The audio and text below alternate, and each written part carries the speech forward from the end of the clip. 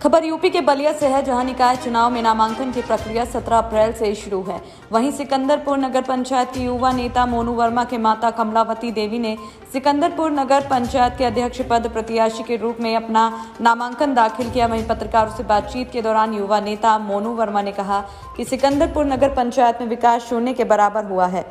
निवर्तमान चेयरमैन पर तंज कसते हुए कहा कि इसका विकास केवल कागजों में हुआ है, अपने घर तक जाने का रास्ता तक सही नहीं करा पाए। बरसात के मौसम में यहाँ की सड़कें जलमग्न हो जाती हैं। अगर जनता मुझे मौका देती तो सिकंदरपुर नगर पंचायत में जल जमाव की समस्या को दूर करूंगा। यहाँ की सड़क से लेकर स्वास्थ्य व्यवस्था से सुधार करने का काम करूंगा। आगे उन्होंने क्या कुछ कहा, देखिए इस रिपोर्ट में। मेरा नाम मोनू वर्मा है और यहाँ ओबीसी होने का हमने अपने माताश्री को उम्मीदवार बनाया है, जिनका नाम श्रीमती कमलावती देवी है। जी महोदय, तो जहाँ तक है हमें उम्मीद है, इसलिए कि लोग यहाँ आज तक सिर्फ विकास के नाम पर लड़ते हैं और धरातल पर विकास होता नहीं। यहाँ सिर्फ तुक्के पे लड़ते हैं, जात पात धर्म पर लड़ते हैं और महोदय यहाँ कुछ विकास हुआ नहीं है। इसलिए अब की बार जनता करे किसी नए उम्मीदवार को चुना जाए जो कुछ अच्छा करे। इसलिए कि जितने उम्मीदवार लड़े हैं महोदय, उनका कार्यकाल यहाँ की जनता देख चुकी है। जो भयावह रहा है सिकंदरपुर के लिए विकासमय नहीं रहा है। अच्छा, आपको सिकंदरपुर में जी ना, अभी तो बीजेपी गवर्नमेंट के ही एक तरह से देखा जाए तो चेयरमैन रहे हैं, तो अपने क्षेत्र में कितना विकास कर पाए? क्योंकि आप भी यहाँ के निवासी हैं तो बखूबी जानते होंगे, तो क्या लगता है कितना विकास कर पाए इस बार? महोदय, अगर उनका विकास देखा जाए तो महोदय यहाँ शून्य के बराबर है। और सारे यहाँ से मान के चलिए, उनके मार्केट रोड है, उनके जो घर की तरफ जाता है वह रास्ता पूरा जर्जर हो चुका है, गड्ढा बन चुका है। बारिशों में मान के चलिए जो पहिया है उनका बिल तक जो सेंटर उतना डूब जाता है। विकास कहीं नहीं है। विकास हुआ है लेकिन हुआ कहाँ है, सिर्फ कागजों पे हुआ है। ठीक है महोदय, धरातल पे हुआ नहीं है।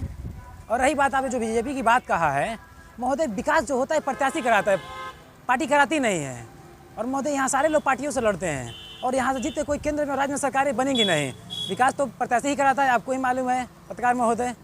तो महोदय आप प्रत्याशियों का चुनाव करें, पार्टियों का ना करें। पार्टियों का जब चुनाव करें उस समय जिस समय आपको केंद्र में और राज्य में सरकारी बनानी हो। चलिए, जनता अगर इस बार आपको मौका देती है सिकंदरपुर नगर पंचायत के अध्यक्ष के लिए जी, तो आप ऐसे कौन से विकास कार्य 3 करेंगे जी जो सिकंदरपुर के लिए ऐतिहासिक होगा इस नगर पंचायत के लिए?